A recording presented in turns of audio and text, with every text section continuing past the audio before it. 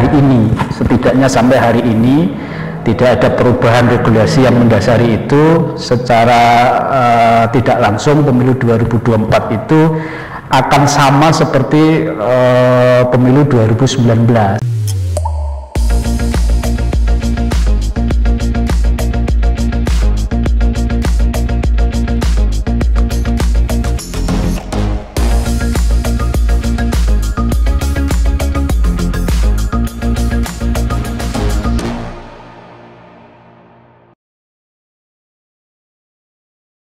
Assalamualaikum warahmatullahi wabarakatuh. Teman pemilih, jumpa lagi di podcast Bilik Demokrasi KPU Kabupaten Jepara. Bilik Demokrasi ini adalah program acara bincang-bincang hal menarik seputar demokrasi. Kali ini edisi kelima dengan tema membangun optimisme menghadapi pemilu 2024. Kali ini kita kehadiran narasumber yang spesial, yaitu Bapak Muslim Aisyah dari KPU Provinsi Jawa Tengah. Tentu kita tidak asing dengan Pak Muslim ini karena beliau sudah lama pernah di Kabupaten Jepara ini, KPU Kabupaten Jepara selama 10 tahun, 2 periode. Nah, ini tentu publik tidak asing lagi dengan Pak Muslim. Apa kabar Pak Muslim? Baik Mas, saya rasa pulang ke rumah.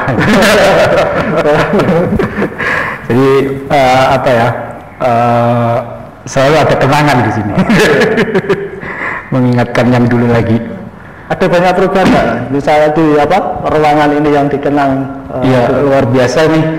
10 tahun yang lalu belum ada ruangan seperti ini, tapi ini sangat luar biasa, dan ternyata teman-teman KPU Jepara yang sekarang makin kreatif dan produktif dengan salah satu kegiatan acara seperti ini. Ya, terima kasih. Kita langsung ke tema berikutnya yang menginjak tema ini, bahwa saat ini kita sudah terasa dekat dengan pemilu 2024 ini. Di jalan-jalan sudah penuh dengan baliho, terus kemudian di desa-desa itu sudah banyak gambar-gambar tokoh-tokoh yang gitu. Apa sih yang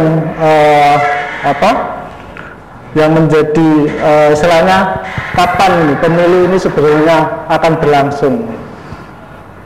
Iya, baik ya Mas ya. Memang pemilu yang akan datang ini sudah marak, artinya publikasinya atau presentnya itu sudah mulai dari sekarang, dan pemilu yang akan datang itu sesuai dengan yang sudah dilakukan KPU RI bersama-sama dengan pemerintah dan DPR itu akan dilaksanakan secara serentak persis seperti pemilu 2019 yang lalu itu pada tahun 2024. Hanya saja di tahun 2024 pemilu 2024 itu juga nanti di tahun yang sama akan ada pemilihan, dan salah satunya kan Jepara juga akan digelar pemilihan pada tahun 2024 itu. Ya, karena berarti sebentar lagi waktu yang kira-kira masih ini apa sih yang membedakan tentang pemilu 2019 kemarin dengan pemilu 2024 yang akan datang itu? Iya, mungkin publik harus dikasih pengertian ya bahwa pemilu 2024 yang sampai hari ini, setidaknya sampai hari ini tidak ada perubahan regulasi yang mendasari itu. Secara tidak langsung pemilu 2024 itu akan sama seperti pemilu 2019. Mungkin hari ini yang sedang dibahas, yang sedang dibicarakan itu adalah upaya-upaya perbaikan. Tentu saja perbaikan ini yang nanti akan memudahkan semua pihak, bukan hanya sama KPU tetapi juga sama partai dan juga sama pemilih dan masyarakat. Itu yang sekarang ini akan sedang diupayakan untuk dilakukan upaya-upaya perbaikan. Meskipun di undang-undangnya sampai hari ini belum berubah ya, tapi saya kira masih ada harapan lah kalau ini nanti jumlah upaya perbaikan ini kemudian direspon menjadi satu kebutuhan yang nggak bisa dielakkan, mau nggak mau harus didorong ada semacam revisi terbatas gitu ya. Kalau nggak revisi terbatas ya upaya terakhirnya itu melalui Perpu gitu. Tapi itu kita tinggal lihat perkembangannya. Yang jelas sampai hari ini penyelenggara seperti KPU itu sedang membahas upaya-upaya untuk perbaikan, terutama yang berkaitan dengan soal teknis. Itu yang sedang dilakukan. Kalau bagi masyarakat saya kira kebetulan kalau sama sebenarnya pengalaman sudah pernah terjadi ya. Artinya bagi masyarakat secara umum, bagi pemilih itu pengalaman pemilu 2019 itu menjadi modal saya kira yang sangat berharga untuk pemilu 2024. Bagaimana kampanyenya, bagaimana proses pendataan pemilihnya, dan yang paling penting bagaimana cara memilihnya di TPS itu masyarakat saya kira sudah familiar, terutama yang dulu dianggap asing karena pemilih itu berhubungan sama 5 surat suara misalnya. Kalau nanti tidak ada perubahan berkaitan dengan ini ya masyarakat itu sudah pernah mengalami, dan mungkin di titik ini itu beruntung juga gitu kalau tidak ada perubahan, dan masyarakat saya kira tinggal menyesuaikan karena sudah punya pengalaman gitu. Mungkin contoh-contoh upaya perbaikan itu yang dilakukan oleh KPU saat ini ya, salah satunya yang sedang menjadi concern misalnya soal upaya penyederhanaan surat suara ya.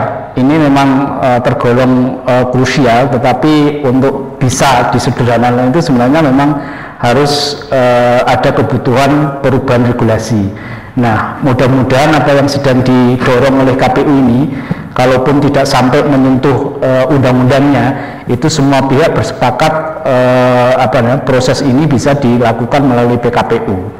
Itu yang sedang diupayakan. Misalnya KPU berpikir apakah 5 surat suara untuk pemilu yang akan datang itu bisa disederhanakan menjadi satu gitu ya. Jadi pemilih cukup berhadapan dengan 1 surat suara, tetapi penggunanya untuk memilih kelima jenis pemilu itu, atau setidak-tidaknya kalau nggak 1 misalnya 2, dan itu yang sekarang sedang dirancang oleh KPU. Meskipun di titik ini gitu ya ada perubahan yang nanti akan menyangkut soal kebiasaan dan perilaku, misalnya dari mencoblos ke menulis atau menyoblos ke nyonten gitu ya.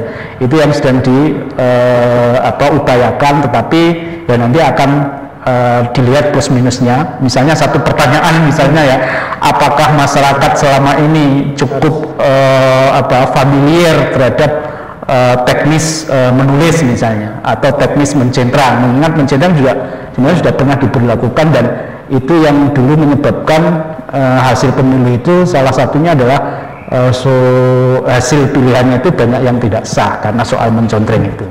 Nah, pengalaman itu yang sekarang akan dijadikan pertimbangan KPU untuk mendesain penyederhanaan surat suara itu. Artinya ini masih belum final. Berarti di pemilu 2024 itu nanti tetap memilih 5 surat suara. Artinya ada 5 jenis pemilihan. 5 jenis pemilihan. Soal surat suaranya ini yang sedang dirancang KPU apakah bisa disederhanakan atau kemudian tetap kembali. Nah, nanti juga KPU harus punya strategi ya.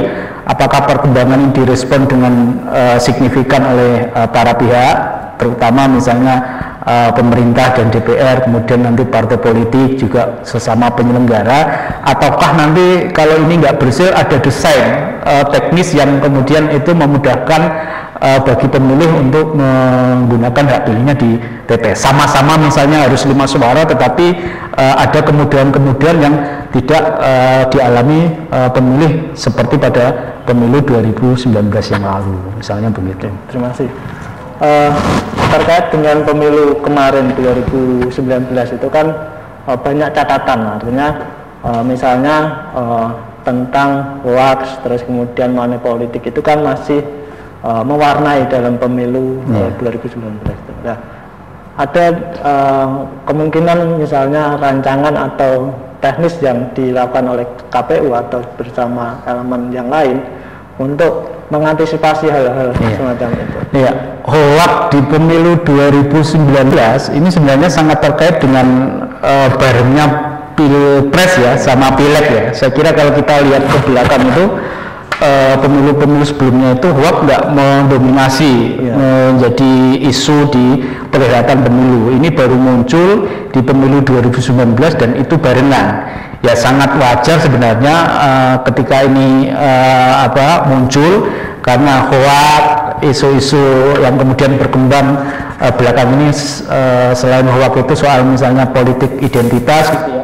Itu sangat terkait dengan persaingan di pemilu, khususnya pemilu presiden. Nah, saya kira itu akan tetap muncul. Hoax, isu itu akan tetap muncul di pemilu 2024. Hanya saja nanti yang perlu disiapkan KPU itu adalah bagaimana menangani isu hoax ini di masyarakat. Di pemilu 19 sebenarnya kita sudah seperti berperang, begitu ada hoax itu kemudian mengikuti dengan memberikan informasi yang benar sesuai dengan tahapan, sesuai dengan ketentuan di masyarakat. Nah, tetapi sebenarnya ada untungnya juga ya di pemilu 2024 yang sama itu. Mudah-mudahan isu hoax yang seperti pemilu 2019 itu nanti responnya publik itu tidak seheboh di pemilu 2019 yang lalu. Jadi masyarakat sudah mulai terbiasa gitu ya terhadap persoalan ini, tinggal KPU lah yang kemudian meredam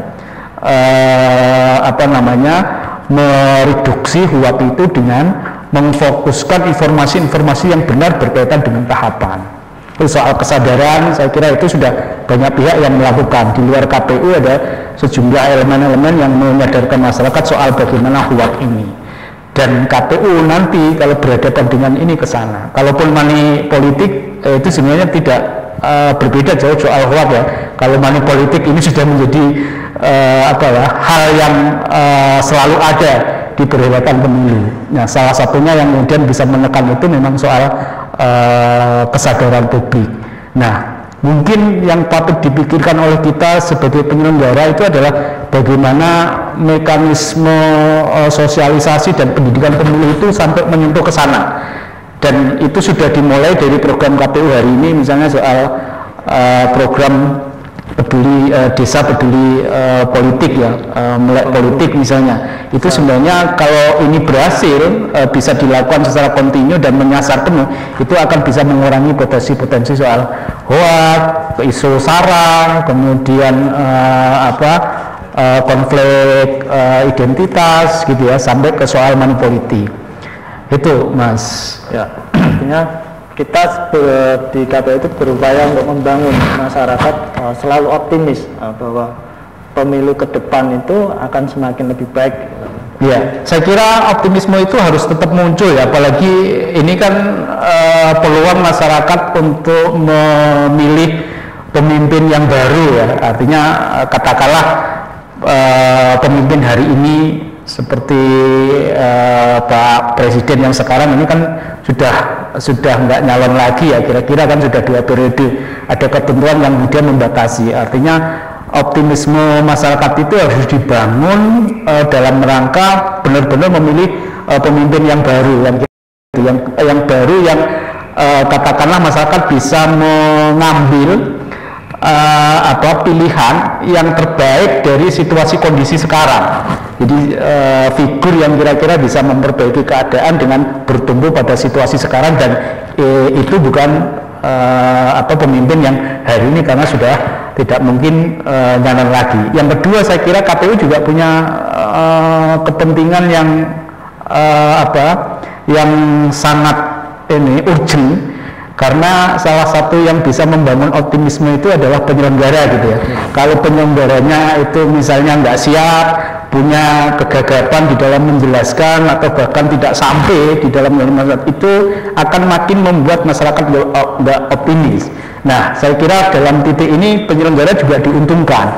Pemilunya masih 2024, masih sama dengan pemilu 2019, sejumlah ketentuan dasarnya masih sama, hanya beberapa perbaikan, dan KPU relatif punya kesiapan yang matang untuk di sana. Jadi tidak ada alasan kalau penyelenggara hari ini tampil sekedarnya ya, tapi akan lebih kuat, lebih siap, lebih performan untuk menunjukkan bahwa pemilu 2024 itu akan mengantisipasi, akan mengatasi segala persoalan yang terjadi di pemilu 2019 yang lalu. Misalnya contoh yang isu pemilu 2019 soal banyaknya penyelenggara di tingkat bawah yang kemudian meninggal dunia misalnya, itu kan sudah dimulai dari KPU belajar dari situ di Pilkada 2020 soal ketentuan batas minimal dan batas maksimal. Kemudian juga ada ketentuan soal penyelenggara itu tidak memiliki riwayat sakit yang kira-kira itu ketika mengerjakan tugas itu tidak kemudian menjadi support yang bersangkutan itu sakit dan kemudian meninggal dunia. Tentang tadi berbicara tentang kesadaran dan optimisme di masyarakat, itu yang perlu dibangun itu kesadaran dan optimisme dalam bentuk seperti apa, Amin? Ya, kalau bagi KPU harus clear soal informasi ya, informasi itu harus jelas, kemudian menjangkau, dan kemudian di luar KPU ya para pihak misalnya ini harus berusaha punya komitmen menghadirkan bagaimana melaksanakan pemilu yang baik gitu ya. Pemilu yang baik itu sebenarnya sederhana ya, menghindarkan hal-hal yang buruk selama proses pelaksanaan itu. Dan pemilih saya kira ya kesadaran yang paling penting itu adalah kesadaran memilih hadir ke TPS dan menggunakan hak pilihnya secara benar dan tepat, dan itu harus menjadi tolak ukur dari pemilih ketika dia dibangkitkan optimismenya gitu. Jadi situasi hari ini yang dialami itu bisa kemudian akan punya perubahan yang signifikan manakala di pemilu 2024 yang itu menjadi momentum ya untuk memperbaiki keadaan, itu adalah masyarakat aktif partisipasi dalam rangka memperbaiki keadaan itu. Untuk menutup diskusi pada hari ini, mungkin ada closing statement dari Pak Muslim tentang diskusi pada hari ini. Ya, saya kira untuk masyarakat semua ya, mau tidak mau kita akan ketemu lagi pemilu 2024, dan kebetulan pemilu 2024 itu berbarengan dengan pilkada ya, yang salah satunya Jepara juga akan dilaksanakan di tahun itu. Maka ada untungnya kita hari ini sudah memasuki proses itu, dan kesiapan kita dan juga masyarakat saya kira akan terbantu ketika kita makin siap, itu akan makin bisa melaksanakan dan mengikuti pemilu di 2024 ini semakin baik.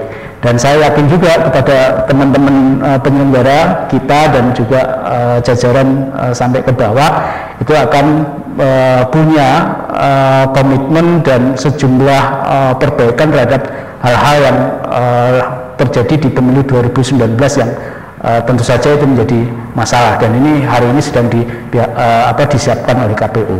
Saya kira itu aja closingnya. Mudah-mudahan masyarakat terbangun optimisme untuk menyambut perhelatan pemilu 2024 yang akan datang. Terima kasih Mas Muslim atas diskusi pada hari ini, karena kita tidak bisa kita dibatasi dengan waktu ya. Mungkin lain waktu kita bisa bersambung lagi untuk membicarakan tentang pemilu 2024 itu nanti seperti apa teknisnya, dan informasi-informasi apa lagi yang nanti kita bisa diskusikan lebih banyak lagi.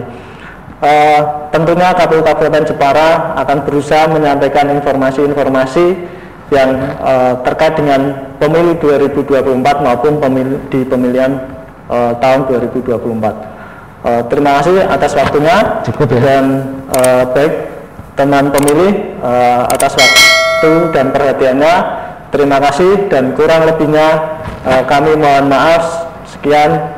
Wassalamualaikum warahmatullahi wabarakatuh. Waalaikumsalam warahmatullahi wabarakatuh.